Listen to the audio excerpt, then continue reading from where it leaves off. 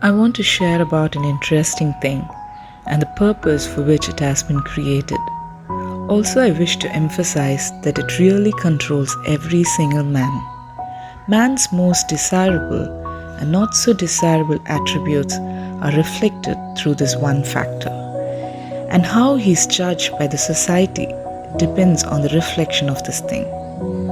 This thing is called mind. What is a mind? We primarily say it is to do with the heart or to do with our intelligence. If then, what is mind actually? Is this the one that activates our desires? Does mind trigger anger? Or it is the mind that brings out longingness in a man? Does mind provoke guilt and grudge? Therefore, where is this mind and how does it work? Here we go. There is a complex organ called brain that has millions of cells and tissues that can trespass into another environment or a challenging environment as well. By producing the representation of our life processes, meaning our lifestyles within and the outside world, these images are the neural map which is implemented in our neurons, which creates images out of that which mind really comes. Another thing is that these images are our thoughts, reasoning, imagination, memory, and sensation, wherein these faculties are expressed in our intellect, that is, our intelligence, our will, and emotions. Now, my life and yours is the product of an important factor called thinking, the main man inside our mind. It can form one of those spectacular images and at the same time can produce toned down dull images. It can form the complex images where you will experience a multiplex theatrical series of thoughts. An average person can think 12,000 to 60,000 thoughts per day, whereas 80% are negative thoughts and 95% of repetitive thoughts as the day before.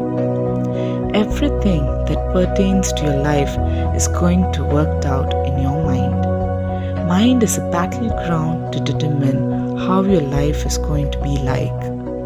There are three main dimensions in human: the outer man, inner man, and the soul.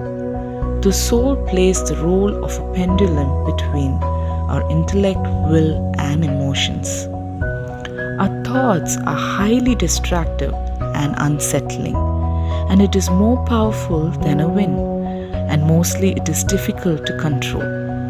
Yet, it is not impossible. If you don't like your life right now, check out where your mind has access to. If you don't like pain, if you don't like brokenness, guilt, and shame, check out where your thoughts are. It is not about saying, I don't know how to change my life. It is about, I need to change my thinking. So it is possible to control your thoughts through effort and detachment from negative side. When we try to focus on the positive realm, within few minutes, it comes back to the negative side. So lots of repetitive efforts are taken to control mind. But you need to notice that effort is only taken up to get through into positive side, whereas falling back to our mind happens automatically because our mind is focused so much to the outside world, that is the material world, which will attach you to all the unwanted negative things. Example, mind attracts gossips that has no facts and selective words of hurt and lots more. The good news is, as I said, controlling your mind is not impossible.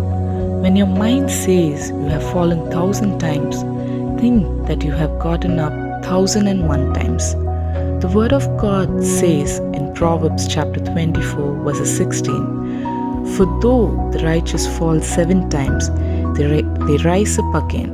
It is difficult with lots of effort, but getting up is not impossible." To do that, allow the one who created and constructed the spectacular thing called mind. God knows how to fill the broken space within you. Jesus said, "It is not to those who are healthy who need a physician, but those who are sick. I did not come to call the righteous, but sinners."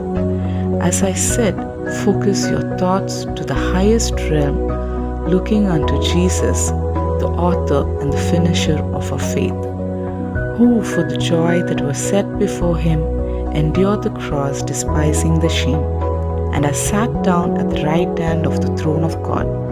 See what is within and seek the truth. The truth is Him. Trust Him. Trust Jesus. God bless you.